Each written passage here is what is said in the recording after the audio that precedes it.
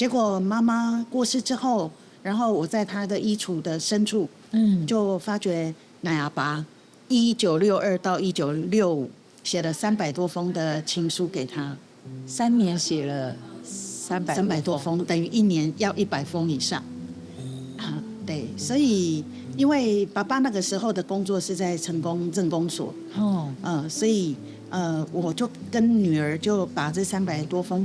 那个情书就慢慢的细读了之后，我很想要把爸爸妈妈的这一对恋人当时怎么样追求，后来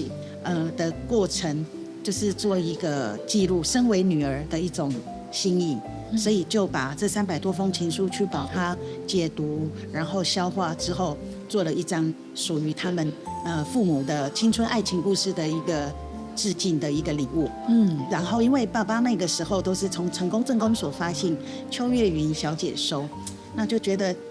那这个就是最棒的一个主题，就是以爸爸的书信内容再去做再次的创作，然后等于他的孙女跟女儿献给他在天上的礼物。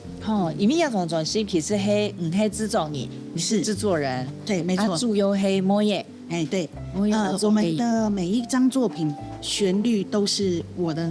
女儿，然后如果是歌词的部分，或者是里面的散文部分，然后还有整个的定调、制作、发行，就是由我来负责。但是观众朋友有印象的话，2年前也看事情，还有变做新闻哈。对，而且还有一个字体是叫爱情体，爱情体就会对爸爸妈妈也个故事是发展出来。对，我变做一张实体，如果诗要有拉动，字要够多，才能变成一个对，它才能够造字，符合造字的一个基本条件。